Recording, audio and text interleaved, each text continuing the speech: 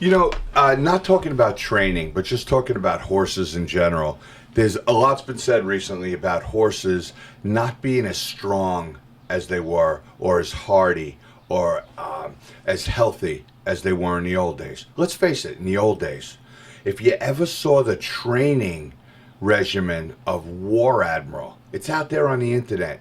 He ran in the Derby, and then he breezed 4 days after the Derby, and then he got on a train for 2 days and went to the Preakness, a rattly train on rails, and then he got off the train and he breezed. And horses were certainly treated differently many years ago. And I think a lot of it, people say a lot of it had to do with steroids or medications, and that may be true. But I think that what happens now is, and I've seen this, is that people that raise high-priced yearlings and high-priced babies, they tend to protect them. And I make the same mistake as a father. We try to protect those that we love. And sometimes you hurt those by protecting them too much. And I believe that we have a kind of a hothouse effect with young horses. Now, I had a farm upstate New York, and I raised babies. And those babies were made of iron. We kept them out in the field. They had a run-in shed. We'd get 4 feet of snow. You'd never see a horse in the shed. They didn't come into the shed to get out of the snow. They'd be out there rolling around. There'd be 3 inches of ice on their coat. They'd be rolling around. And that all served to make them healthy. It's what the horse wanted to do. They ran around. They bucked. They kicked. They tore across the field. They fought with each other. They bit each other. They did. But by roughhousing, they became stronger, healthier horses. By being exposed to the elements, they became healthier immune systems. But what happens is, if you breed a horse to Northern Dancer, let's say, or in this day and age, Bernardini, out of a great mare, and you know that as a yearling, that horse is going to sell for $1 million. When the clouds come, you bring the horse in the house. When it gets cold, you put a blanket on it. When it rains, you bring it in the house. If you think there's thunder, quick, get the horse out of the field, bring it in the stall.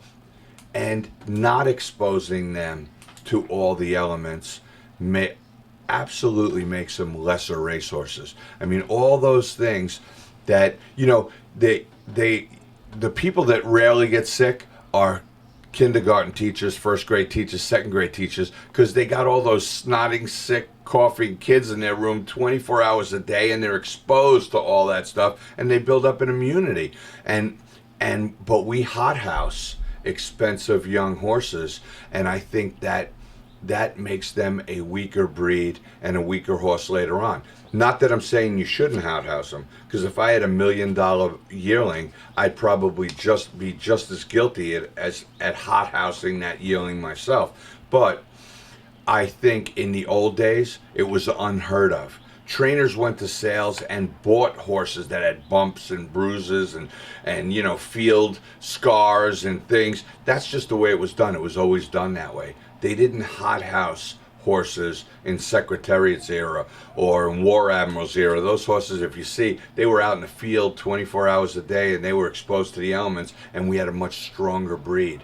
Now, because of the amount of money that we have in this game, the breed has suffered a little bit, and I think it's because we pamper them so much. I don't think it's steroids, medication. I think all that stuff is wrong also, but I think that horses are really raised to be protected.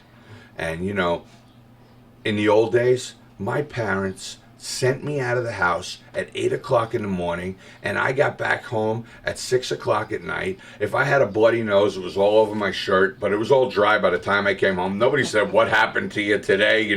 How'd you get that cut? Oh my goodness, what's all those black and blue marks?" No, we went out there, we played hard, we got hurt, things happened to us, and then we all regrouped, and then we had dinner with our parents, and we went to bed. And nobody, we weren't hothoused. We were not hothoused. But now, as a parent, I'm like, oh my God, what happened to you? What's going on? Where are you? What are you doing? It's a whole new mentality. I think it is with horses also. Same mentality with people.